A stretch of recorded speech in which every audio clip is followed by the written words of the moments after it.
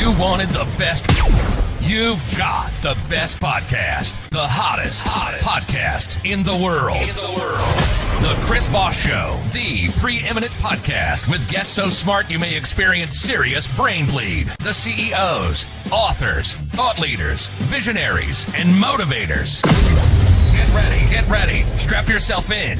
Keep your hands, arms, and legs inside the vehicle at all times, because you're about to go on a monster education roller coaster with your brain. Now, here's your host, Chris Voss. Hi, folks. It's Voss here from thechrisvossshow.com. There you go, ladies and gentlemen. There, ladies sings it. That makes it official. Welcome to the big show. We certainly appreciate you guys coming by. Thanks for tuning in, as always. For the show to your family, friends, and relatives, go to goodreads.com/Chris Voss, linkedin.com/Chris Voss, Chris Voss One, the TikTokity, and all those crazy places on the internet. Today, we have an amazing author on the show. We always have amazing authors. You ever notice we've been doing that for 16 years? She's the author of the newest book that just comes out May 5th, 2023. It's called Be Human, Lead Human, How to Connect People and Performance. Jennifer Nash joins us on the show as the author, and she's going to be talking to us about how we can be more human, darn it, and how we can lead more human. And everyone's a leader. Keep that in mind. If you're a parent, you're a leader. If you're, you could be a guy driving the bus and you're a leader. There you go. So she is the founder and CEO of Jennifer Nash Coaching and Consulting. She's a PhD, MBA, and PCC, and is executive advisor, leadership development consultant, and author who helps Fortune 50 organizations prioritize people to power performance. She earned her MBA from the University of Michigan, her PhD from Case Western Reserve University. She taught over 700 rising leaders at Deloitte University and is a research fellow at the Weatherhead School of Business. She serves as an executive leadership and career coach at the University of Michigan and is a fellow at the Harvard McLean Institute of Coaching. Welcome to the show, Jennifer. How are you? I'm great today, Chris. Thank you so much for having me. Thanks for coming, too. And give us your .coms. Where can people find you on the interwebs? Yeah, they can find me at drjennifernash.com. That's drjennifernash.com. There you go. So give us a 30,000 overview of your new book, Be Human, Lead Human. Yeah, so Be Human, Lead Human is an invitation for leaders to think about and practice leadership differently for this new world of work that we're in. And I often get the question around, well, I'm not a leader. I don't have a P&L. I don't have lots of people reporting to me. And like you mentioned in your intro, everyone at some point, at some place in their lives is a leader. Whether you're a parent, whether you're a teacher, whether you're a CEO of a multi-billion-dollar company, everyone has this ability to demonstrate leadership skills and help the people around them and inspire them and help them grow. There you go. And why is it important to be human? Why is that an important aspect when you put that in the title of the book and inside? I put Be Human in the title because I feel like so often we elevate leaders to a pedestal and we expect them to be perfect and we expect them to not make any mistakes.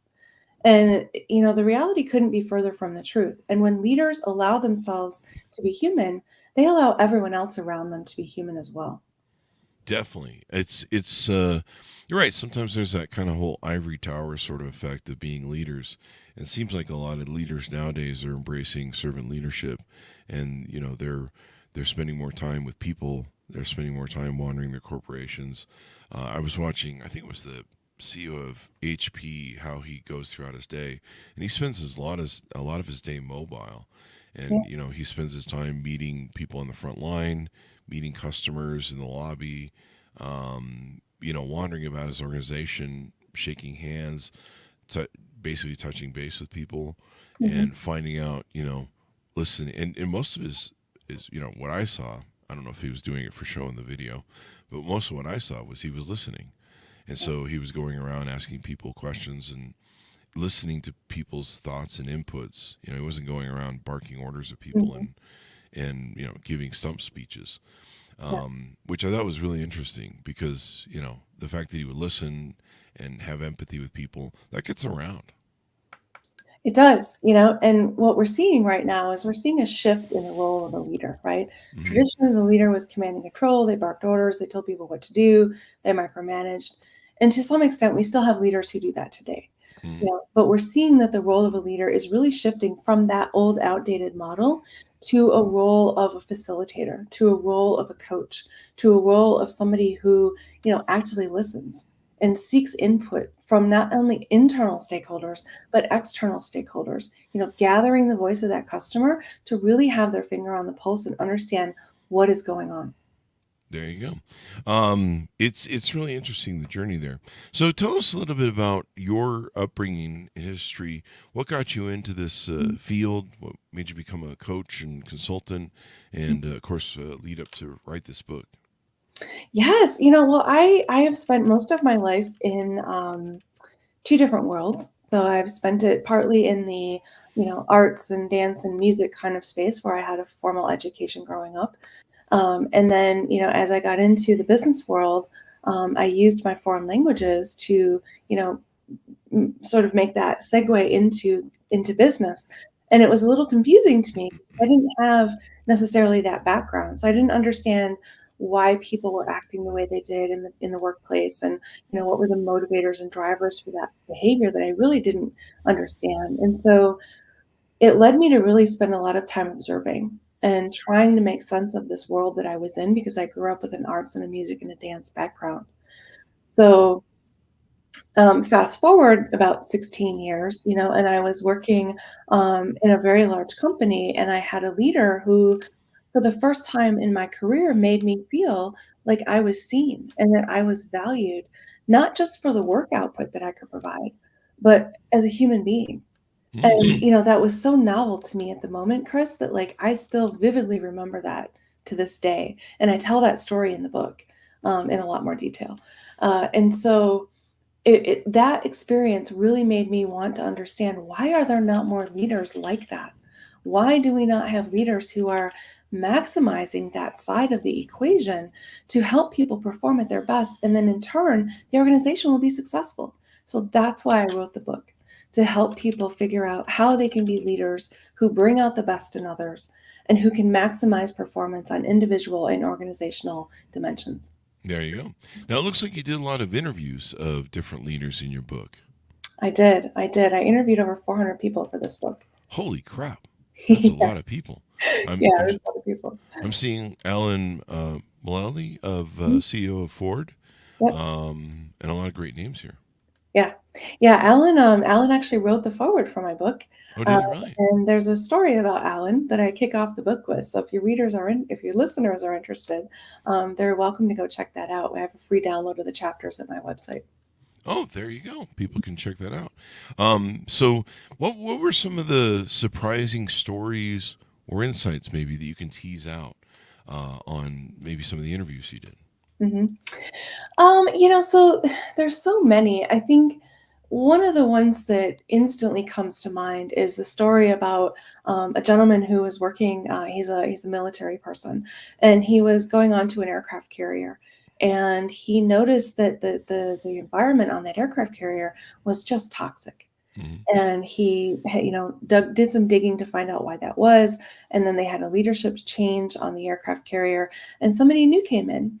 And we often hear that implementing change takes so long, and it's so hard, and it's so messy.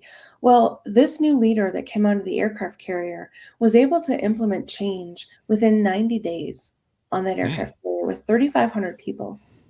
And Wow. so that was really striking to me, how effective that was and how quickly that was done. And I included that story in the book because I felt like it was a great example to help other organizations see that, when they're facing this monumental task of changing culture or changing, with the way things are done in an organization, it doesn't have to take years. It can be Hmm. very quick. And so that's one of the stories that stands out to me. There you go. I imagine a lot of great stories in the book. Do you with the numbers of people here that I'm seeing on the site the website you have that are featured? Um, what did you kind of derive from your conversations with people? Does it seem like this is a new adoption? This is a new sort of mm, I don't want to say revolution, but a new horizon or new Mhm. vision of where leadership is going on the arc of leadership, that turnstile of what we've talked about going from, Mhm. barking orders at people to being a coach and being a Mhm. facilitator. Mhm. I think it's an invitation to think about a new leadership paradigm, Mm, right? This is not new. This is not something that I invented, but it's something that started a while ago, and we saw like little signals of that, right? If you remember the Business Roundtable, right, where mm, 183 corporations signed this agreement saying that they would look to support, all stakeholders, for the greater good, not just corporate profits and mm, shareholders, right? It started around that time, but we also have like, indications of it back in 1970 with Robert Greenleaf and servant leadership and things like that. So there have been elements of this all around, but I think really the straw that broke the camel's back with this was COVID. And if mm, anything good came out of COVID, it was this, that it forced the human element to the forefront in business where it should have been all the time. mm. Yeah, it's a whole lot different world when you're not barking orders at people. You're not Mhm. using the stick instead of the carrot, and Right. it seems like this being human and focusing on what people's needs are, what their motivations are, and Mhm. it's in demand because evidently these younger generations Yeah. they aren't willing to be like the older generations, my generation and the one before it, where it's just like we just go work dead end job, not really dead end jobs. We used to work 40-hour work weeks at jobs we didn't really love, but we'd slave through them for life, get a good retirement program and a gold watch and a pat on the back, Right. and that used to be good enough. Right. Now they want to live with purpose. They want their lives to have meaning. Mhm. They want to serve a greater good. Maybe climate change or work for companies that are making a difference in paying back or giving back to humanity. They're just not like we're just going to hoard money. Ugh. Right. Yeah, we're actually going to help some people, Right. and so they seem to be more caring about that. They just feel like their work is going to something more meaningful that's bigger than themselves. Probably is a good way to put it. Yes, yes, and that's one of the drivers that, Gen Z is looking for, when they're out there in the job market, right? So organizations that want to attract top talent, they want to attract the best and brightest, they have a vested interest in trying to think about and put themselves into, these potential employees' shoes, right? Hmm. What do they want out of work today? And it's precisely what you mentioned, right? They want to have work that is aligned with their purpose, that feels like they're making a difference in the world, and that has something that serves the greater good. It's not just about them. And I take away from that message that if organizations shift to that perspective, the world will be a much better place. Oh yeah, I mean definitely. Yeah, what percentage of organizations would or leaders would you say have made this shift? How big is this shift, Ooh. and is there still more to come? I think there is no shortage of opportunity to make this shift. I work with clients every day that are struggling with, um, they want to go back to leaders in the organization want to go back to status quo because Hmm. that's where they're comfortable. That's what they know. And so breaking out of that and doing something different, change creates loss, Hmm. and loss often needs to be grieved. And Hmm. so there may be a space here where, we need to, honor what was there, let it go, and then move forward into this new normal. Yeah, the it's definitely a new normal. I think servant leadership is more where it's at. It's interesting that book was written in 1977. It's taking this long. What is that? 20, 40, Yeah, 43, 45, 43 years ago. some odd years, Mhm. and it's interesting. It's taken that long to be embraced. But I think part of it is the demand of the workforce, and part of it is us. I don't know, scaling to a higher sort of mindset or vision of where we understand these things and what goes on and how it works. So Mhm. yeah, very interesting. What are some other aspects of the book we haven't talked about? So we haven't talked about the fact that the book has a humans framework in it. Hmm. And the humans framework actually came out of all of the research that I did. So the framework is a model for how people can adapt their leadership and Hmm. and lead in a more human way. And so there's 7 dimensions of that. They range from, hearing and understanding and mattering, appreciating, inspiring, seeing, and then relationships wraps all of that together. There you go. I I learned a long time ago that as a leader, you need to listen more than you talk, because one of the challenges is, I learned very early on with my companies that I wasn't the purveyor of all the greatest ideas. In fact, some ideas were really awful and expensive. Like some ideas were really wonderful, and then many were bad. And so, being able to listen to people, get their influence, get their thoughts, see what's going on in the front line, having a front line sort of, it's very easy in the ivory tower to get locked inside your bubble, where you just have this loop of people who are yes men going, yeah, you're right. You're the smartest person there, Chris. Yeah, you got this. Yeah, we'll do whatever you say. Whatever you say. You're clearly right. And that can isolate you and put you into really dangerous areas. Mhm. Yeah. 100%. Yeah. 100%. My the CEO I used to work for back in the day, he used to say, I used to say, why do we always have that one guy on the board who's like negative Nancy? He's always he was complaining about stuff, and he's always got I mean, whatever we put up, he's gonna shoot it down. Mhm. He's always the, what do they call it? He's the opposite alternative guy. He's the guy. Any Yeah. idea you come up with is a bad idea, and any bad idea you come up with is for him is a good idea. And I'm like, why is he on the board? Because he's just so annoying, and everyone just wants to choke him half the time. And he goes, Chris, you've got to have that guy around you, because most of the people around you are going to become yes men. And you've Exactly. got to have that person who can pierce your bubble.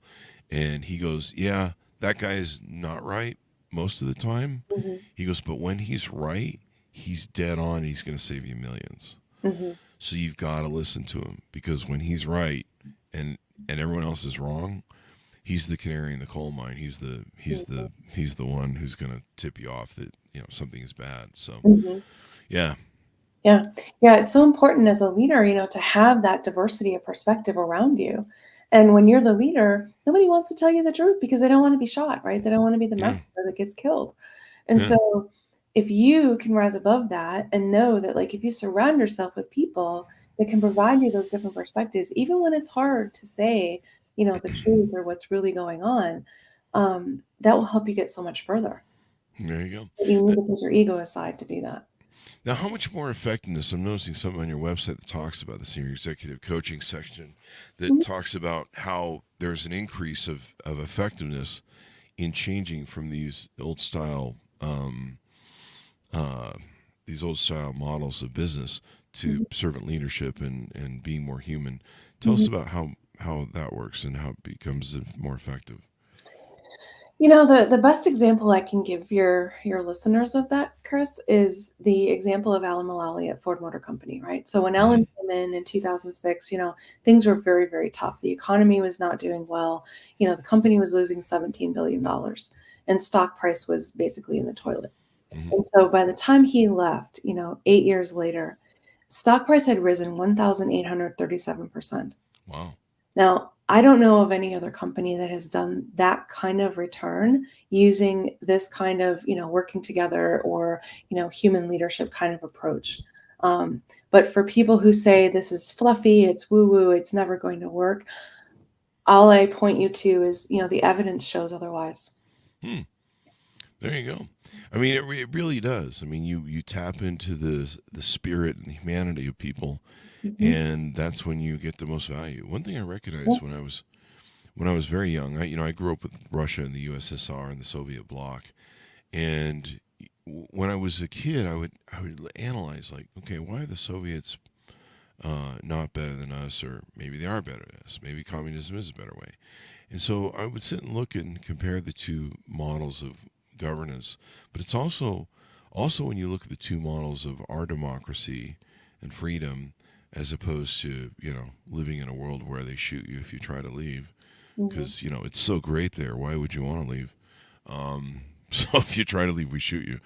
And they had the wall, and and I would look at both of them, and I realized that the spirit that comes with entrepreneurship, America, freedom, and is about the human spirit.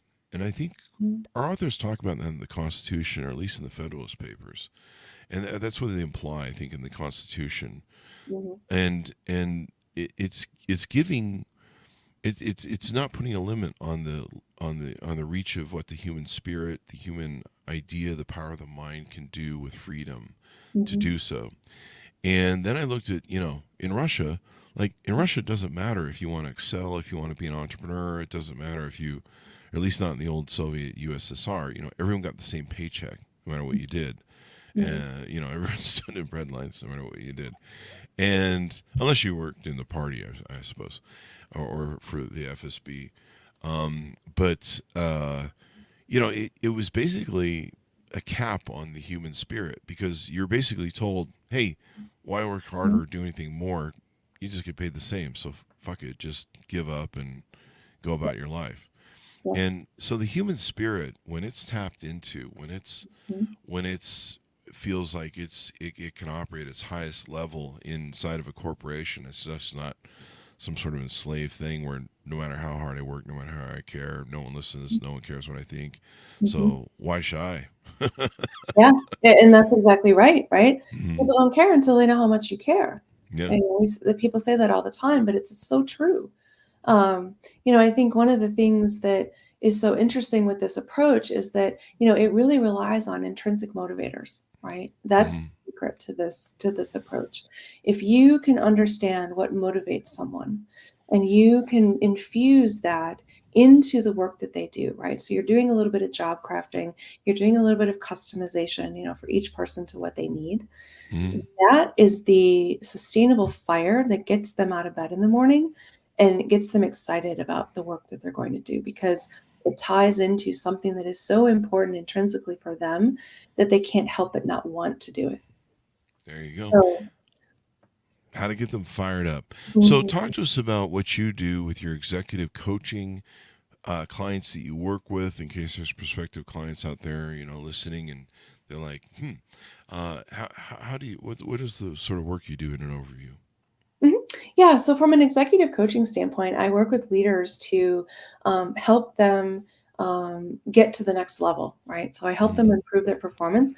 Typically, they're always already successful, but they want to take it to the next level. They want to get to that next level. And so we work on the things that are perhaps not optimized that they Hmm. could improve upon to get there, as well as looking at the strengths that they already have and expanding those even further. Hmm. There you go. So, how do people? What level do people need to be at? Do they need to be at a certain level of income or a certain level of expertise? Or Mhm. I noticed, when your bio, we said the top Forbes 50, I think it was. Mhm. Hmm. Yeah. So from a B2C perspective, I'll work with pretty much anyone who is a good fit, right? We need to be a mutual fit. Hmm. And from a B2B perspective, I typically work with larger organizations and director level and above executives. There you go. And so, what's the best way for them to reach out to you, find out more about you, and take it from there? Yeah, so if they'd like to learn more about me or have a conversation, they can reach out via my website at Dr. Jennifer Nash, drjennifernash.com. And there's a Hmm. contact form there. They can fill that out and I'll be in touch. There you go. So, final thoughts as we go out, pitch out on people to pick up the book and work with you on the back end here. Mhm. Yeah, so like Chris said, my book is out there. Be Human, Lead Human. It's available at Amazon or wherever you like to buy your books. I have an online course coming out next month, which is also all around this topic of humans, and it's called the Humans Masterclass. So I'm Hmm. very excited about that. People can check that out on my website. It'll be up there shortly. And I think what I would invite people to think about is, I had someone tell me the other day, I really love this book. I'm reading it, but I'm not reading it as quickly as I would like because I'm finding that it really makes me think. Hmm. And I was so happy to hear that, Chris, because that is my goal with the book. I want people to think and challenge their thinking about the beliefs that they hold around leadership and what could be different going forward. There you go. I used to blast through books, and I was doing I think last year I was trying to get to 100 or 200 books read, and so I had Audible on like 2.5 speed, and I was blasting through books. And we had a author come on the show, and he's like, "You shouldn't be doing that." And I was like, "Well, okay, why?" And he brought up some really good points. He goes, "You're not." He goes, "You're not retaining any of that knowledge. All you're doing is just it's going in one ear and out the other." He goes, What was the last great book that you read that you remember?" And I go, Atomic Habits." And he goes, "So what do you remember from it?" And I was like, "Pretty much nothing." I was like, "Holy crap, you're right. I'm focused on the number Yeah. of learning all these, listening to all this stuff, but none of it's sticking. And so now I actually, books that I love, Marcus Mhm. Aurelius, I just started reading it again. And I Mhm. remember blowing through Meditations, Marcus Aurelius, like really fast. I think I did on an Audible book, and then I keep a copy locally that I read. But I didn't retain like a lot of it. And so now Yeah. I'm actually reading Meditations, and I've got a book that's got annotations with notes that explain the background of what he's writing on every page. It's pretty cool. And so I'm reading probably like 2 or 3 pages a day, Mhm. sometimes one page a day, Yeah. and I'm really sitting there and focusing on those 2 pages and trying to understand what that means. And I've really come to the conclusion my understanding and comprehension and retention is just massively there. So that's good. People are doing that. Mhm. Yeah. Yeah, it makes a huge difference, right? And everyone has their Mhm. own particular learning style. So Yeah. whatever works for you, right? If the chipmunk version on 2 times speed is great, then that's fantastic. But I do find a lot of people really like, the pencil and paper still. Yeah. I find it's so much better. So now Mhm. what I'm doing is going back through books that I really liked and trying to spend more depth on them, if you will. So Mhm. there you go. Mhm. Well, this has been very insightful. Give us your .com so people can find you on the interwebs. Yeah, so it's drjennifernash.com, drjennifernash.com. There you go. And Jennifer, thank you very much for coming on the show. We really appreciate it. Thank you so much for having me, Chris. There you go. Thanks very much for tuning in. Order up the book wherever fine books are sold. It's available May 5th, 2023. It's called Be Human, Lead Human, How to Connect People and Performance. And order it up, pass it around, get on the program, people, because the world's changing to a much more human place. I like human stuff. It's what's that song by Van Halen that I love? I forget the name of it. It says something to do with being human. Anyway, thanks for tuning in. Be good to each other. Stay safe, and we'll see you guys next time. And that should have us out. Great show. Is it out? Yep. Do you want me to take a screenshot and I can post If that you on want, for if you you? want, you want me to smile.